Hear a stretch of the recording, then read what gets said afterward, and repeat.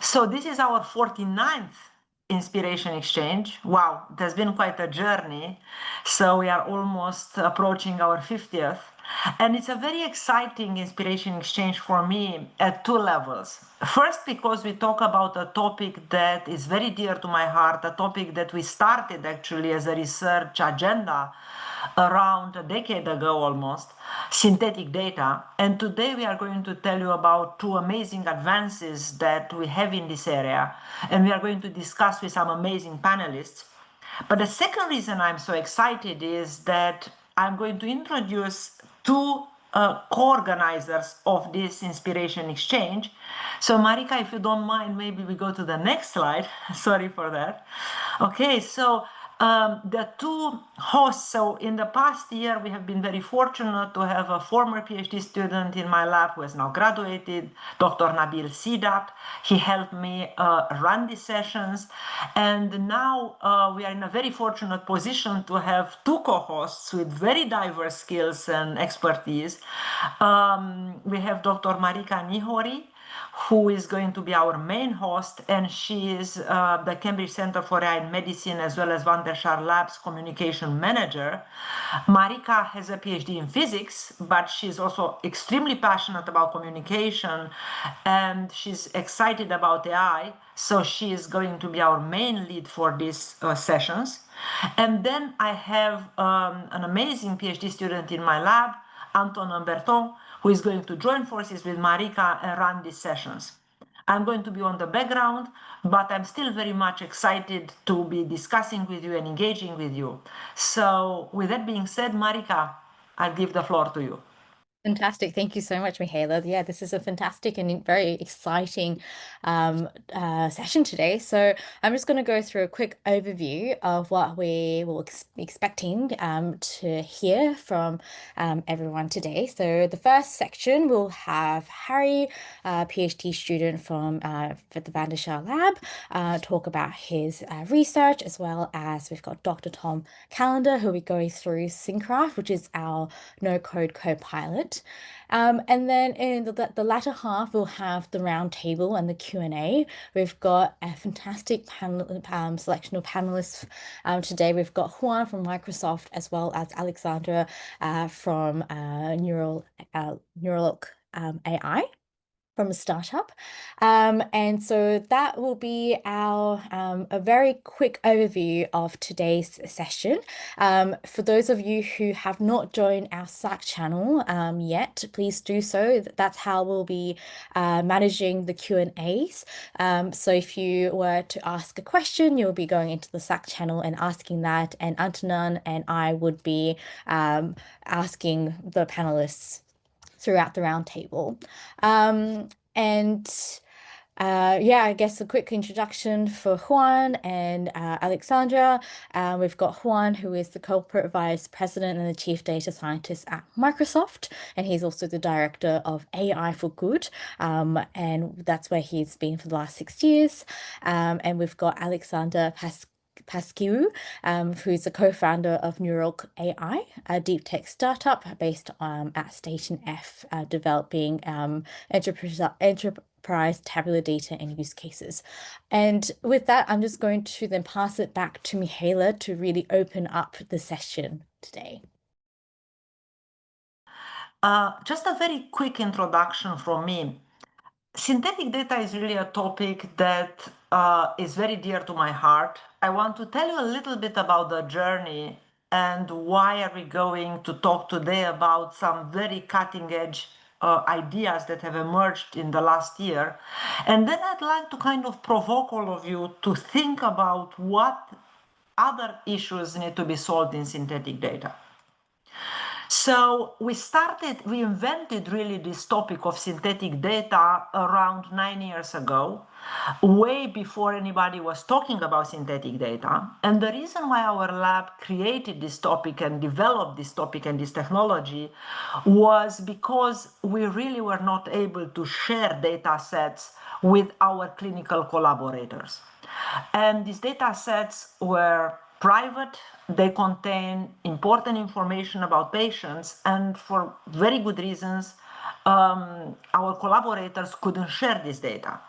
So we started to generate synthetic data sets that were privacy preserving as a way to really break this data logjam in machine learning. In order to build this technology, a lot of innovation needed to happen in generative models, in privacy preserving generative models, in synthetic data quality assessment, and more. If you are interested to see some of this journey, please take a look at our research pillar on our website, which contains the vision, the original vision, which is by now long ago, papers associated with it over the past decade, as well as a lot of software. And as I mentioned, initially we started to look at synthetic data due to the fact that we wanted to share data in a privacy preserving way.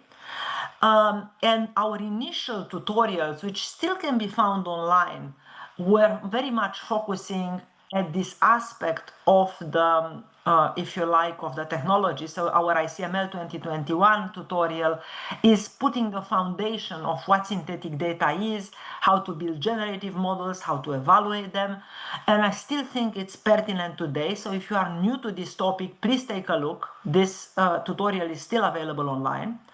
And then more recently in 2023, we created a very powerful library associated with it, which we call SynCity, and we presented a tutorial which is very hands-on and teaches everyone how to use really this type of technology.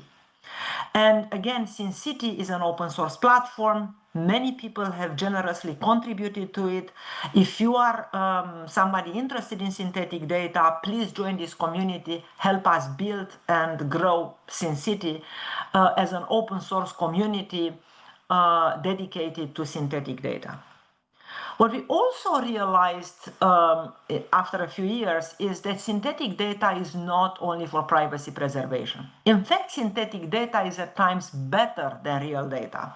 And this may sound strange, but the reality is that synthetic data is often not only a second-rate copy of real data, but can have properties that are better than real data.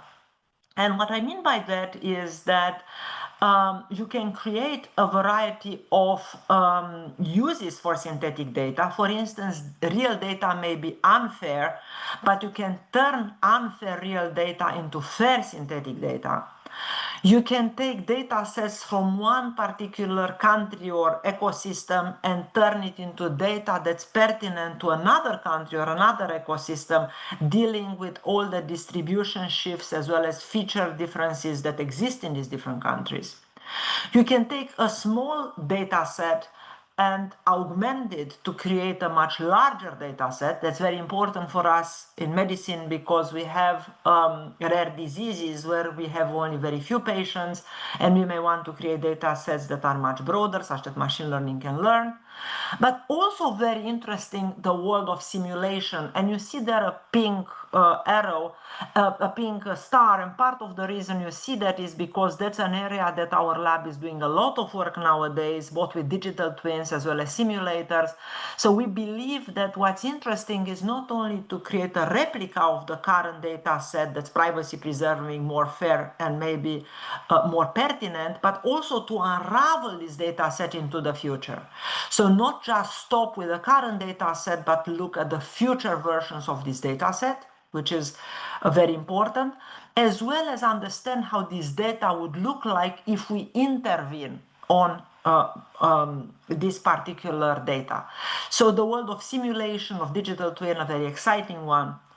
If you want to read more about these different uses of synthetic data, we published together with a former student, Boris van Breugel, a powerful, let's say, summary of what has been done in this area and some ideas for future research. So please take a look.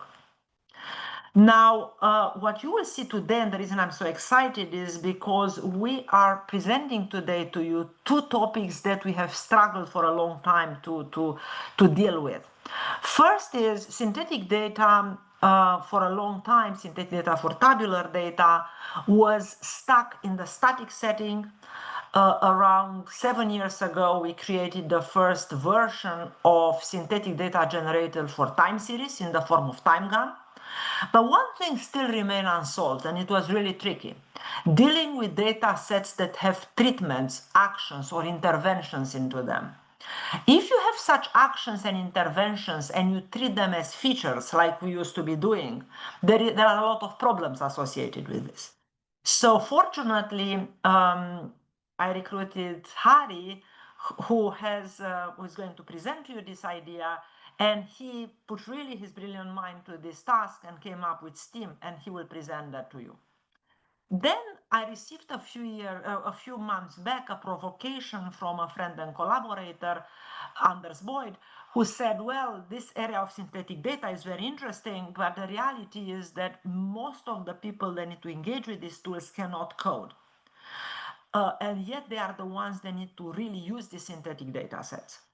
And this is why we built Syncraft together with a collaborator with whom I've done a lot of joint work in the area of synthetic data, which is Tom Callender. He'll present that work to you. And we have a whole series of amazing collaborators in this project, including Juan and Anders. And I think it's exciting because if you are a member of the audience who cannot code or doesn't like to code or wants to speed up your coding, then this no-code copilot for synthetic data, Syncraft, hopefully will be something exciting for you. What is next in synthetic data? What do we still need to solve?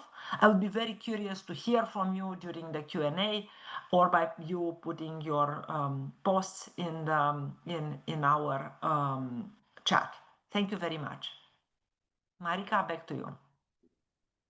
Fantastic. Well, with that, Harry, the floor is yours.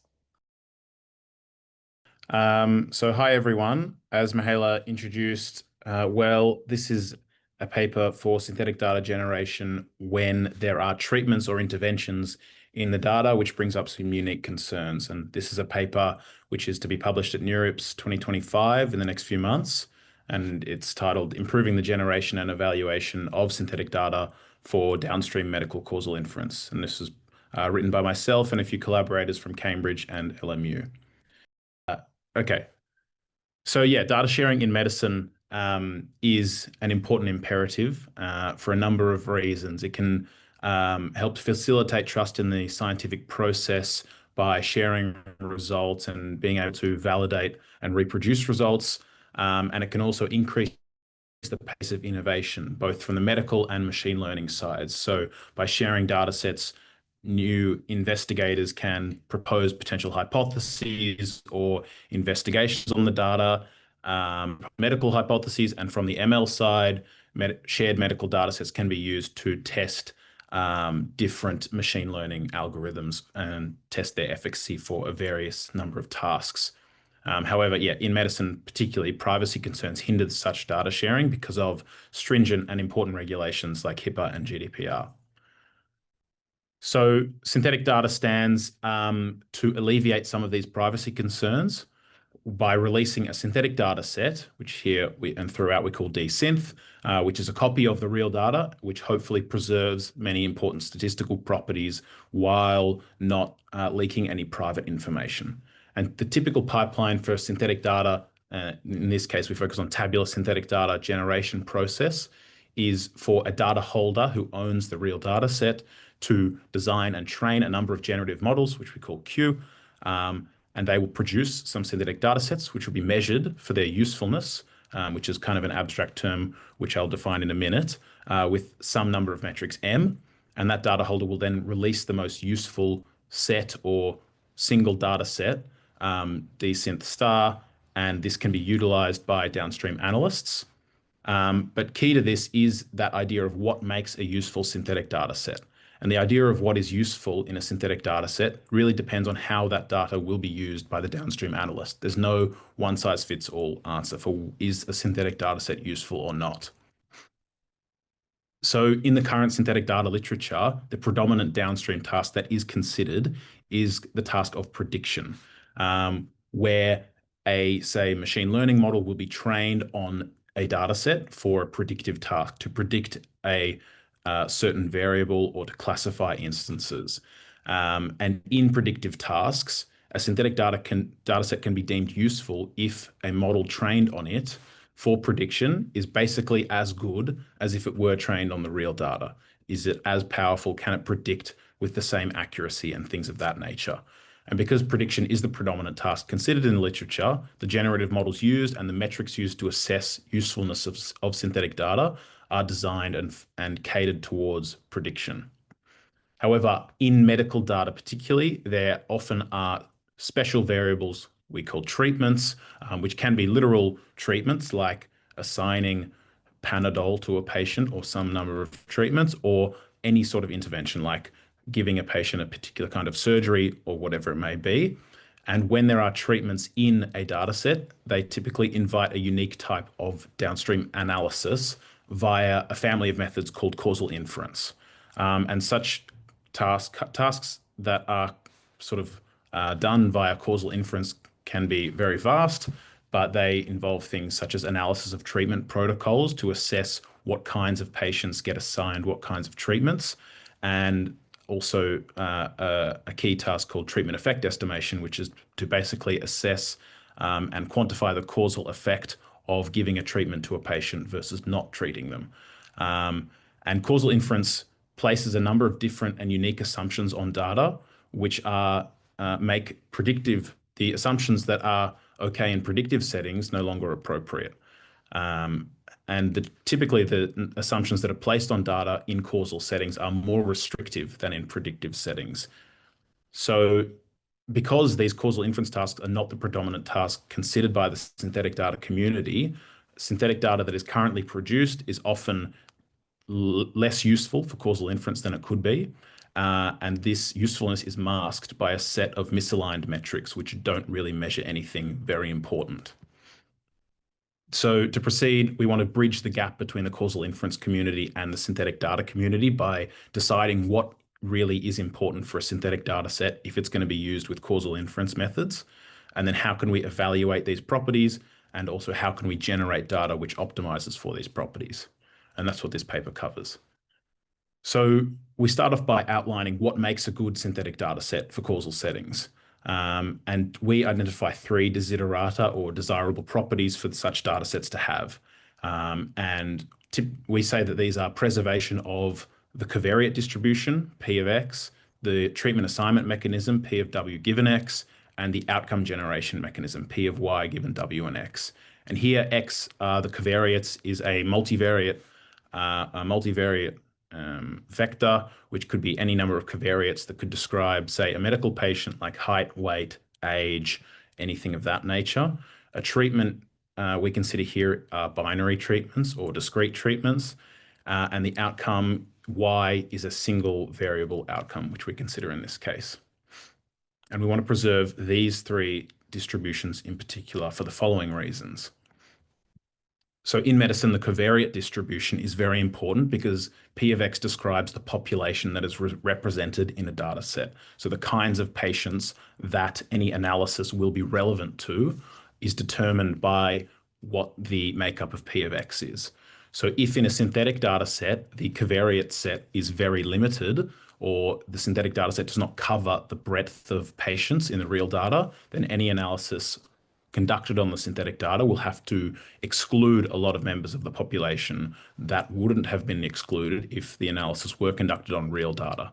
But on the other hand, if the synthetic data set generates some out of distribution covariates, this can lead to groundless extrapolation in downstream analysis. So neither of these is a desirable property. We want P of X to be as close to the true P of X as possible. Similarly, the treatment assignment mechanism is a key distribution for causal analysis for a few different tasks. So if the key downstream task of someone using the synthetic data will be to analyze the treatment assignment patterns shown in a data set and decide what variables or what covariates cause, say, a doctor to assign a certain treatment. This is a causal task. They want to determine what leads to certain treatments being assigned. And so capturing this distribution in particular will allow that sort of analysis to be conducted. And also in downstream treatment effect analysis, which is a key causal use case we consider in this paper, the treatment assignment mechanism often has to be first estimated as a nuisance parameter in many machine learning and statistical treatment effect estimators. And so any errors that are in the synthetic version of PW given X will necessarily propagate to errors in treatment effect estimates derived from the synthetic data, which is unideal. And similarly, the outcome generation mechanism, or the distribution through which treatment effects can be estimated, should be well preserved, in particular in the synthetic data, for it to permit any accurate causal analysis to estimate treatment effects. So these three distributions are each individually important, and they completely decompose the joint distribution of the data. So in that way, we say that their preservation is necessary for the previous reasons and sufficient, because if each of these three individual distributions is well modeled by a synthetic data generator, then the whole distribution will be well modeled. So those are our important desiderata, those three qualities that we want a synthetic data set for causal inference to display. And naturally, we want to be able to evaluate adherence of a given data set, the desiderata. And in other words, we want to answer the following questions, which are related to each of the three distributions. So firstly, we want to answer how representative is a covariate set or a patient cohort in the synthetic data. And the second question would be, how accurate are the treatment assignment decisions displayed in the synthetic data? And the third would be, how much error might be introduced in any treatment effect estimates that are derived from the synthetic data.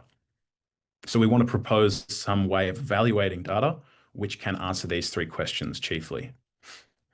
And now there are a lot of existing evaluation methods for synthetic data, which I mentioned previously, but they are catered towards the predictive setting. So they don't target the evaluation of these three distributions in particular. There's a lot of different families of evaluation metrics, which I can't cover all here, but in particular, the joint level metrics, which is displayed in the middle of the top row of this table, which measure some sort of statistical divergence or distance metric between the joint distributions of the real and synthetic data. They are very common in tabular synthetic data evaluation, and typical metrics in this family of joint level metrics are KL divergence or Wasserstein distance.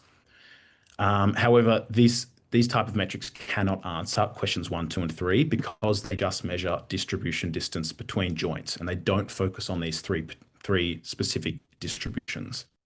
And we prove this in a limited setting with this theorem, which basically says if we have two causal distributions or two synthetic data generators which only differ in the way that they generate treatments and outcomes, then metrics like KL divergence, as the dimensionality of the data grows, will never be able to differentiate between these two. So they become basically useless metrics if we care about the treatment assignment and outcome generation mechanisms. And we call that losing sensitivity to the treatment assignment and outcome mechanisms as the dimensionality of the data grows, because the covariates tend to dominate any assessment from these metrics. And we lose sight to those univariate treatment and outcome columns, which are very important for causal analysis. So to combat this, we propose three metrics or a set of metrics to measure adherence to our desiderata. So specifically to evaluate the covariate distribution of the treatment and outcome columns, and then from the synthetic and real data, and then we propose to any number of standard synthetic data evaluation metrics can then be used to compare just the covariate distributions specifically. Here we use alpha precision and beta recall, which are a particular type of evaluation metrics which have some nice properties. So in this case, the alpha precision will say how much of the synthetic data covariates lay within the support of the covariates of the real data. So how realistic is each patient generated in the synthetic data set?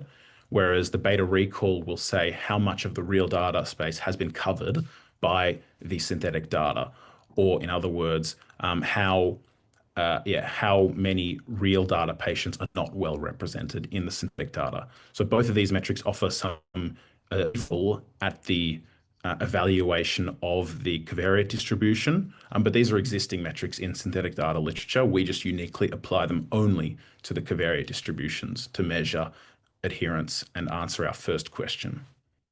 To answer the question of how realistic are the treatment assignment decisions in the synthetic data generator, we propose to train a treatment classifier on the real and synthetic data, which in this equation are represented by p hat and q hat.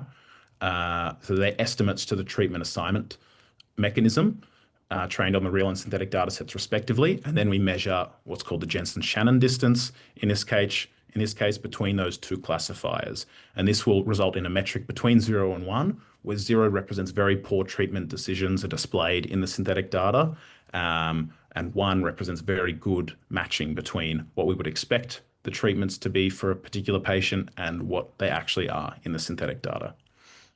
And finally, we propose a third metric, UPH, for assessing how well the treatment, the outcome generation mechanism, is represented in the synthetic data, where similarly we train a family of treatment effect estimators on the real data, and then we train the same family of treatment effect estimators on the synthetic data, and we compare the error in the treatment effect estimates derived from the synthetic data to the real data, and we report that as our expected error of the expected error in treatment effect estimates derived from the synthetic data. So this suite of metrics can be used to assess the adherence of the synthetic data to our desiderata. And then we address the second part of our paper, which is how to conduct generation of synthetic data to optimize for our desiderata. So we know how to measure adherence, and now how can we generate good synthetic data? So similarly, existing synthetic data literature focuses on joint level generation, where a number of generic generative models such as VAEs, GANs, diffusion models, while the specifics of their algorithms and their modeling of distributions are different, typically they focus on minimizing the difference in joint distributions between synthetic and real data. And again, this brings problems because we don't necessarily care about having very accurate joint distributions. We care about having these 3 specific distributions being accurate. And so we propose what we call the STEAM architecture for generating synthetic data, which stands for Synthetic Data for Treatment Effect Analysis in Medicine Generation, which mimics the real data generating process of causal data with treatments and optimizes individually each of the 3 distributions that we care about specifically. So just quickly how this works is we will train a generic generative model as Q of X, which is just trained to mimic the covariate distribution of the real data, and that produces the synthetic covariates. Then we also train a classifier on the real data to then assign treatments, and we train some potential outcome estimators on the real data to assign the effect estimates. And we can see some experimental results for pursuing generation in this 3-step process rather than at the joint level. And this is measured according to our metrics, which I described. This is on a collection of medical data sets, and we have more comprehensive results in the paper, but this is just the best performing regular and STEAM models on each of these data sets. And we see very similar performance in how they generate covariates, which is expected because all we say to generate covariates is just to use the generic generative model on the covariates only. But we see particularly improved performance in terms of our 3rd and 4th metric, which measure how well treatment assignment decisions are captured in the synthetic data in this JSD pi metric, and how well the treatment effect estimates are preserved in the synthetic data. So we see both of those are improved to a statistically significant level across all 3 data sets here. And sorry, just in the interest of time, could we wrap up in a minute or so we can? Yes, I just got a couple slides left. So yeah, we see some improved performance by our methods, and we see that in challenging scenarios where, say, the data is high dimensional, this performance gap increases between STEAM and standard generation. And when the treatment assignment mechanism becomes increasingly complex, this is shown to be when the number of covariates that treatment decisions depend on increases, then the performance gap increases as well. And the same sort of thing for treatment effects. When the number of covariates that treatment effects depend on increases, the performance gap also increases. I'll skip over the differential privacy parts, but we show that STEAM can permit theoretical definitions of privacy like differential privacy as well, which can be important in certain settings. And it also performs well in that setting. And yeah, there are, as Mihaela mentions, there's still a lot of areas to improve about synthetic data, and particularly interesting points about synthetic data with treatments and how that can relate to a number of the other motivations for synthetic data generation beyond privacy, such as generation of fair data, augmenting data sets, or using synthetic data for domain adaptation. But all of those can be addressed in future works, hopefully. So I'll pass back to Antonin and Mariko. Tom, sorry for the delay. We're very excited to have you on board here today. And yeah, if you could make a very quick run through of our Syncraft, our no-code copilot, that'd be fantastic. Thank you. Thank you, Marika. In the interest of time, I will zip through this, assuming you can see my screen. Yeah, excellent. Okay. So I think I would take it a little bit further than Mihaela at the beginning when she talked about copilots as something that we need in order to improve access. I think that this kind of technology is fundamental to how we improve research. And I just give this one quotation from some work that was done about a decade ago, showing that the vast majority of research findings can't be replicated. It doesn't mean that they're nonsense, but it means that it's very hard for us to improve.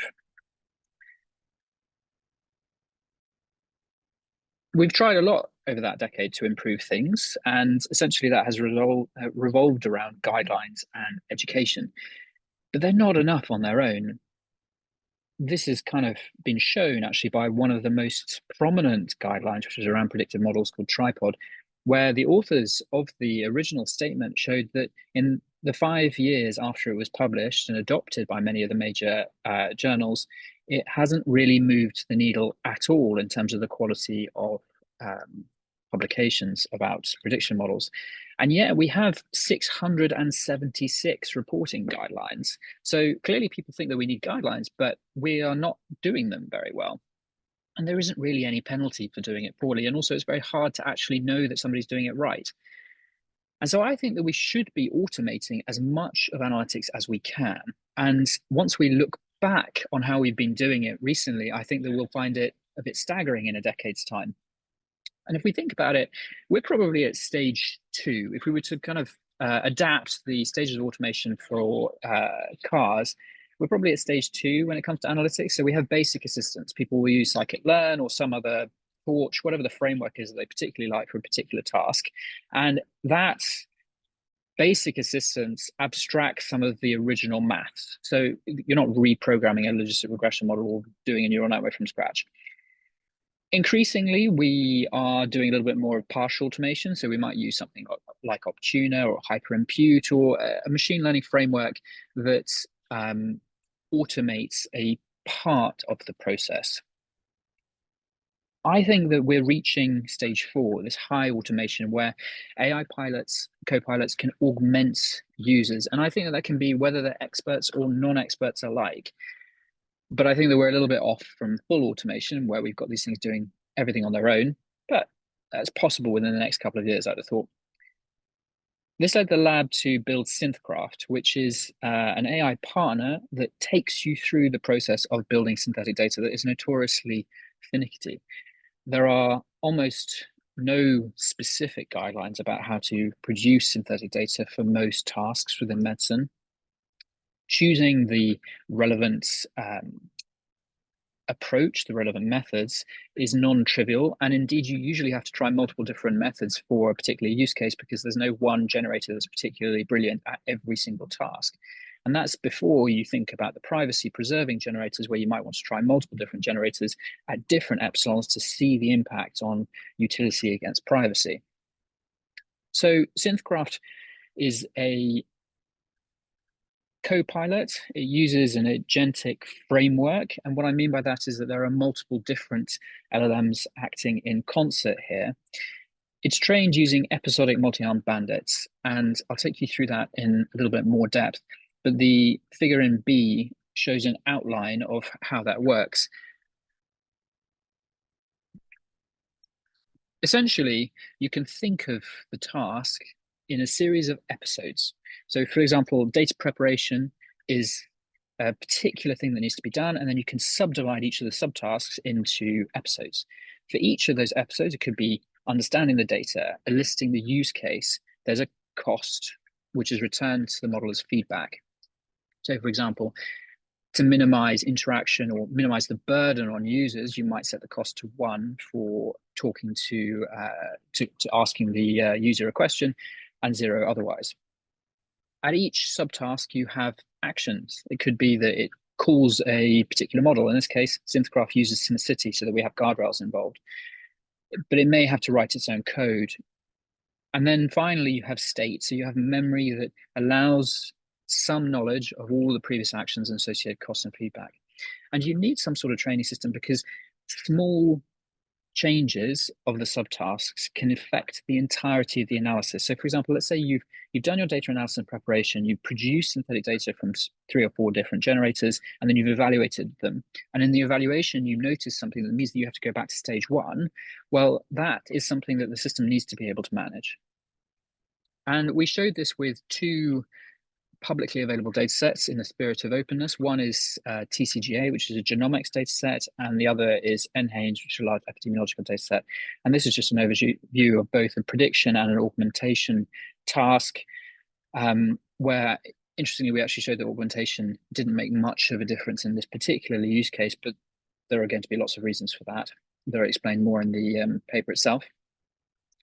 And as with everything from the Schaar Lab, it is fully open source. This is the GitHub repo, and I would encourage you to have a look at it and the medRxiv preprint. Now time for the panel discussion. We have Juan Lavista Perez, again, a quick introduction, who's the corporate vice president and the chief data scientist at Microsoft.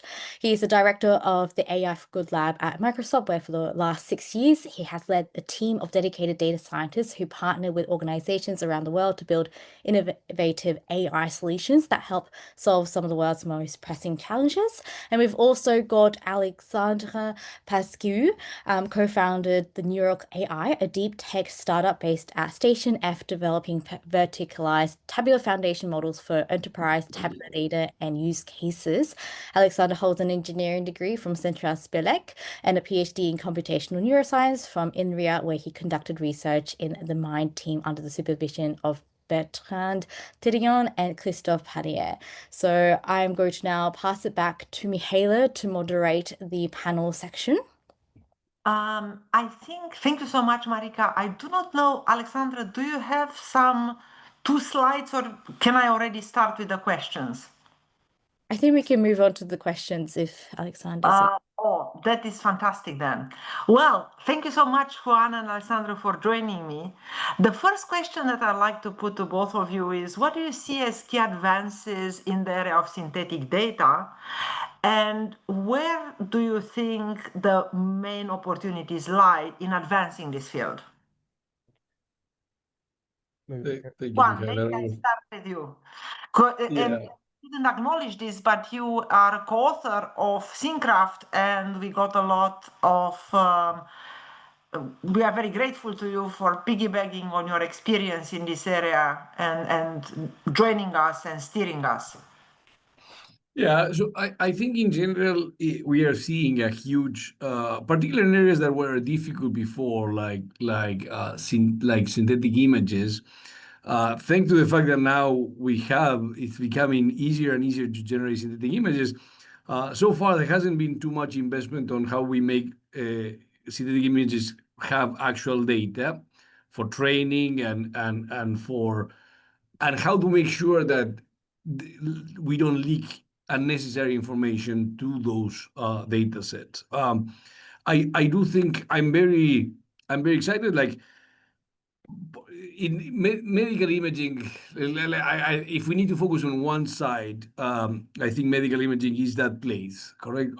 Where more and more, it has become more difficult for organizations to share data for all good reasons, correct? Privacy, given privacy, security being the main ones.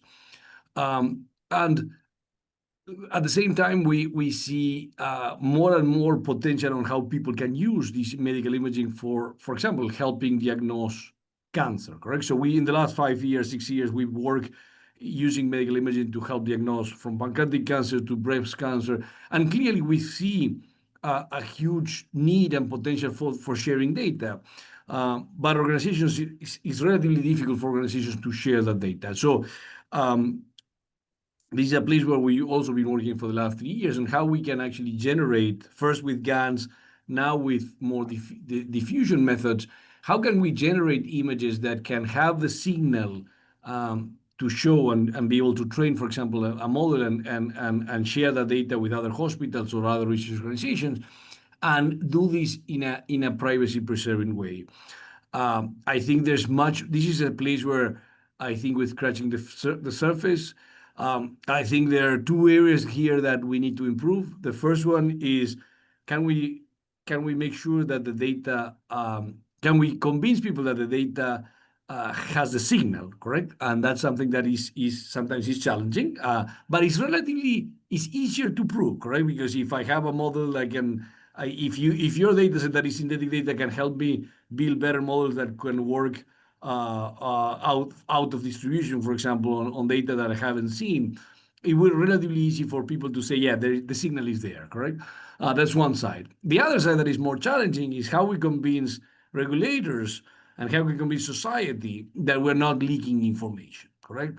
And that usually sometimes we can be over, I'm usually worried about being over jealous about that, or over pessimistic about that. Of course, there are cases where some of these models could potentially theoretically share some privacy, but not in a way that would make any realistic case that data will be sharing anything, correct? So let's say a particular patient has something there that is the distribution of that cancer is different. Technically speaking, we could say that, well, if you share some of that distribution, you are leaking information because that's kind of a unique cancer, particularly in smaller data sets, those could be the case. Is that realistic that you are actually, is a problem or not? That's a different question. Anyway, I'm very excited about the whole. I think there's two things. I think there's a lot more problems that we need to solve. We need to convince society on both ends. There's many more things that we can do. But clearly, this is the right direction. We need to make sure that we find easier ways that are easier for users to use. You should not need a PhD in computer science to apply some of these methods. Make it simple.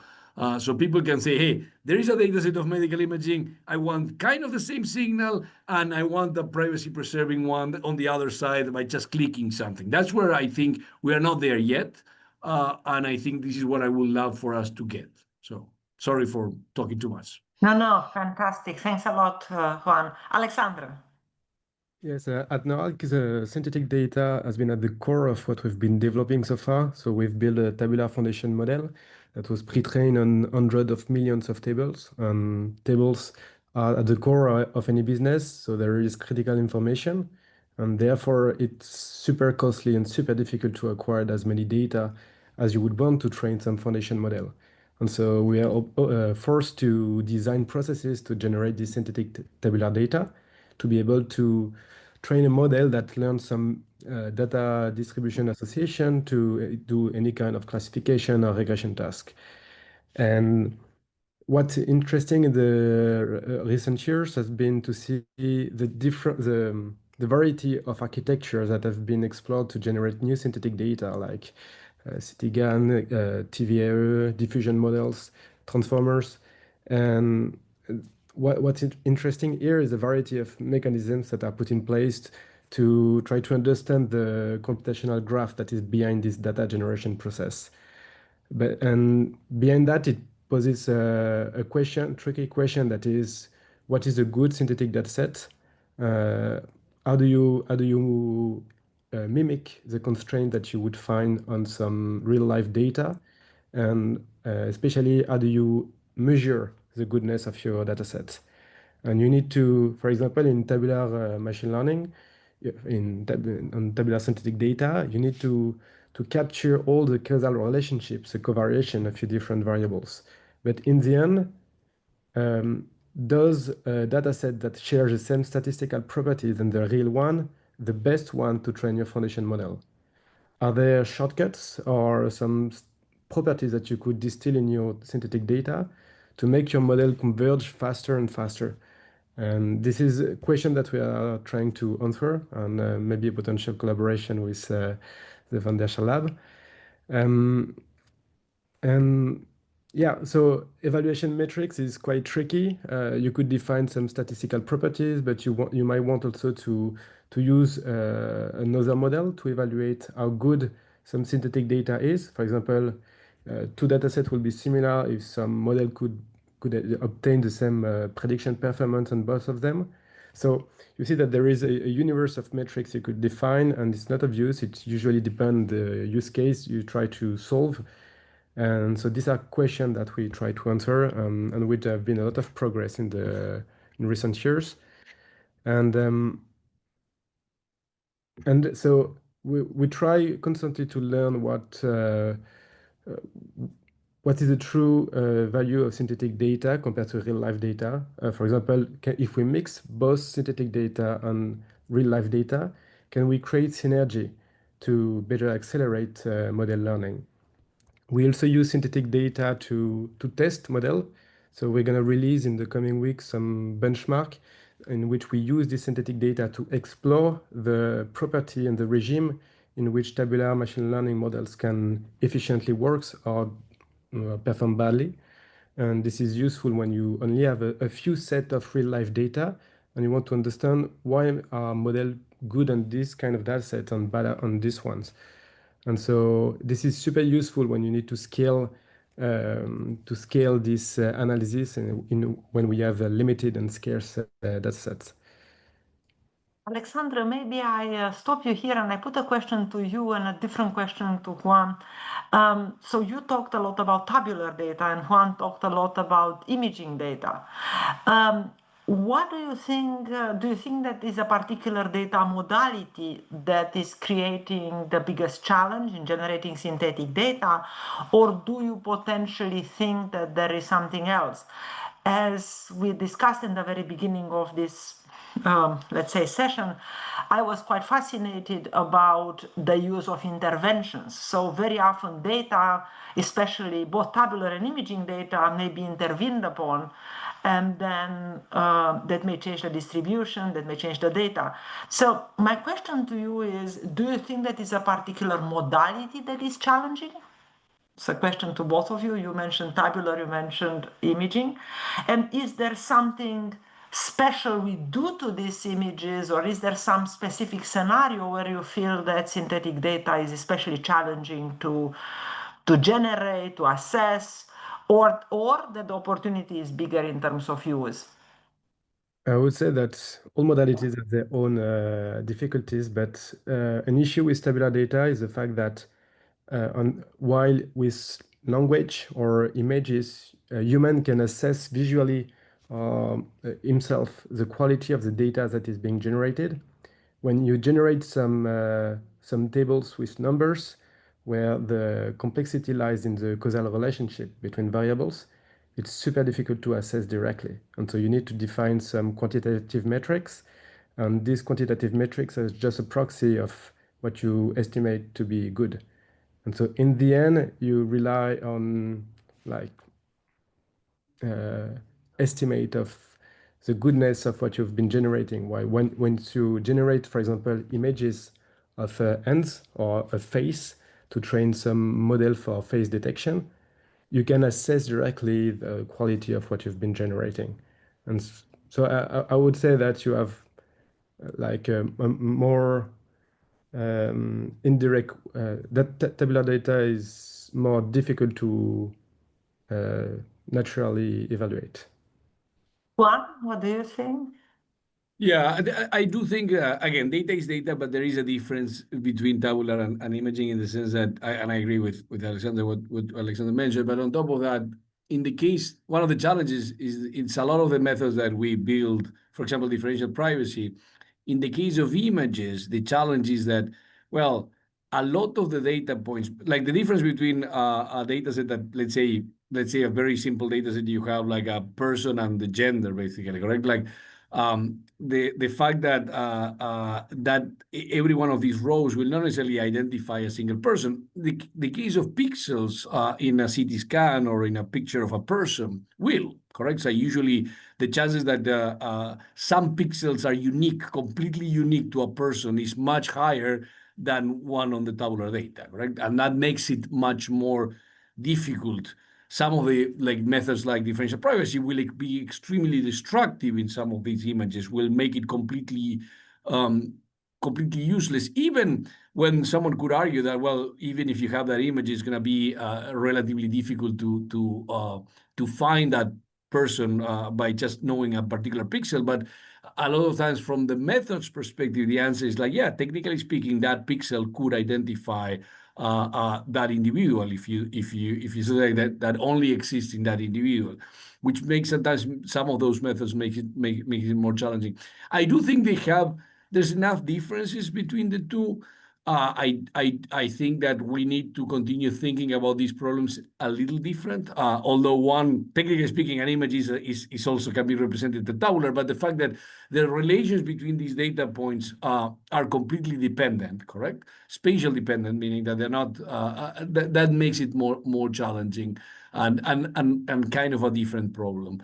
I see very great areas in both. I think that, again, for measuring and guaranteeing privacy, sometimes tabular data is easier. Sometimes tabular data is easier to also make sure that you're not leaking privacy, correct?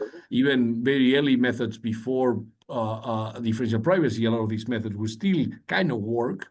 In images is difficult. At the same time, I do think there's much like, for example, just the fact that people can generate faces like the early guns that will generate just human faces, correct? People would argue it's like, well, those people that you see in those pictures don't exist. So technically speaking, if you are building a model to detect the eyes, you could use those images and with making sure that we're not leaking privacy, even though that the data that was used had a lot of particular private information. These synthetic images is not. But anyway, I see great opportunities in both sides, but they are kind of different problems. The answer is yes. So maybe final question to both of you, kind of briefly. If you see opportunities as well as challenges in synthetic data, what would be your top opportunity? And I kind of try to prompt you to think about things that are less common. Don't just say something that most people have heard about. If you have a crazy idea, throw it out there. Since we have a community of researchers here. So what are opportunities with synthetic data? Again, that's the reason I said not second-rate copy, but first-rate creation. So is there something special that you can do with synthetic data that maybe you can't even do with real data? So that's number one. And number two, where do you think the technological challenges lie from a machine learning point of view or engineering point of view? Juan, maybe I start with you. I guess that with me. Again, what I'm gonna say might sound obvious, but we've been working with like society has been working with synthetic data and privacy preserving data for a long time, correct? But from an applied perspective, it's not something that we see every day. All right. So I think that there's a point in time that we need to show the world that this technology can be useful for real world scenarios where you have a hospital sharing data from another hospital. Majority of these problems that we see today relies on lawyers on one side, correct? That it's difficult for them to trust that you're not leaking information that nobody wants to lose their job because they don't necessarily understand the limitations some of these synthetic data sets have. And at the same time, there's a lot of investment that can be doing in simplicity. How can we make tools that make it easy, even for particular scenarios? We're not going to solve synthetic data for every single scenario, but let's say, hey, you have like a typical classification problem on a particular problem, like you want to actually generate synthetic data on CT scans or X-rays or whatever. Like, can we actually build tools specifically for those scenarios? Because one of the challenges I see is that we continue to work on this very general synthetic data that can solve all these problems. I don't fully believe that might happen. Maybe I'm wrong. But I do believe, and this is something that our lab has done, it's like, hey, if we actually have a particular scenario, can we do privacy-preserving synthetic data to share that and make it easy? And then anytime that we can invest from a legal perspective on providing guarantees and working with the lawyers and working with them to say, hey, working with HIPAA, like, can we actually come up with a proposal that will work where people can work with these without the risk of losing their job? So thank you, Juan. Alexandra, as succinctly as you possibly can, please. So I would say that trying to understand what is learned from this synthetic data might be a good target. Not just generate data that look like real data, but generate data that aims at maximizing what you want the model to learn. In our case, trying to make our foundation model learn faster than what it would be if it was trained on real life data. And I think that the biggest challenge here is making it fully interpretable so that we know what the model has see and understand why the limitation that are observed in terms of performance, why do we observe that, and how can we act on the data, modify it to counterbalance the lack of performance observed. Thank you so much, Juan and Alexandra. I'll give it back to Marika for questions and to Anton for questions from the audience. Thanks a lot very much. Thank you. Yeah, thank you both for the fantastic discussion. Given we are officially out of time now, anyone feel free to drop off. We have a couple of questions from the audience for our two speakers. So I'll take the first one. I think for Harry, maybe I'll read it directly. That'll be easier, from Razvan Ispas. Because you talked about measuring the quality of synthetic data when we use it for training purposes. However, do you also see a future where we generate synthetic data for benchmarking purposes? For example, simulating synthetic environments for benchmarking the performance of systems that cannot afford training. Thank you for the question. Yeah, I think in general, the tasks of training and benchmarking are quite related, and the data that would be useful for training a model will in general be useful for benchmarking. So I think that typically, if you're talking about benchmarking, say language models or something like that, then we see at the moment that benchmarks tend to saturate very quickly, and that acquiring a lot of real world data or continuously updating such benchmarks is very expensive, slow, and so on. So I think that having a good data generation process to rapidly sort of increase the difficulty or change the domain of benchmarks for things such as language models would be very, very useful. But I don't think it's so different than generating synthetic data for training, because if a data set is useful to benchmark a method on, then it should probably be also good to be put in the training data set for that model as well. I think the considerations are not necessarily very different if you're using the data for evaluation or for training. Great. And we have a second question from Elena Sizikova, I think for Tom. Dear Tom, I really enjoyed the Syncraft presentation. Have you thought of the readiness levels of synthetic data and digital twins used for non-medical applications? I have recently encountered technical readiness levels used for assessing software for technology, and was curious if there was any parallels with these other domains. No is my short answer, but I would love to know more, because I'm sure that there are synergies that we can use from other areas. Sorry, I mean, it really is that short. And we haven't got. We could do with some sort of parallels from other areas, because we don't really have a good way of being sure about some of the software. The main limitation at the moment is in the architecture. It's not the in terms of, and what I mean by that is that these things can get stuck. They can fixate on a particular task, and now we've set ways of getting around all of this problem. But the systems that we've built are very much proof of concept, and they need iteration. The other thing that's a problem at the moment is that they don't necessarily distinguish between different. They don't link things together, so they're all very focused on one particular area. Now, that allows us to build them to high standards, but it's not exactly how you would do an entire research pipeline. So there's a lot for us to learn, but I mean, it's a pretty exciting field. If you think that really it's only been around for about 6 months that you've been able to build anything like this, and so the fact that we've managed to start down this journey now, I think is a step for the future. But do contact me if you've got good ideas. I'm more than happy to hear more about how we could link them from different areas. Fantastic. And I think that's all for the questions we had in the chat. So maybe for concluding remarks, Marika, I think we had a slide for the next session.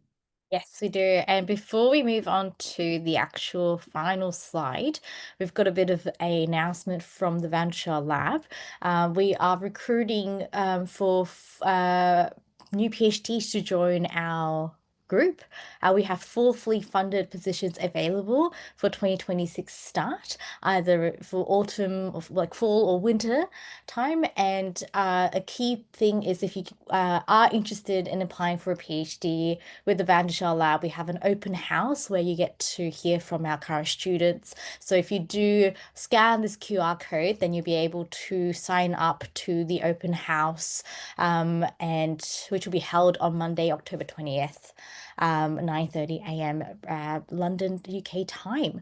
And with that, I like to conclude this 49th session of Inspiration Exchange, and the next session will be held on October 23rd with the theme on autoformalism. I would like to say a big thank you to all of the speakers today and the panelists. We've still got Harry, Tom, and Alexander online, so thank you very much for your time today. It was really a great way to start the week and a thought-provoking discussion with Juan as well. So thank you so much.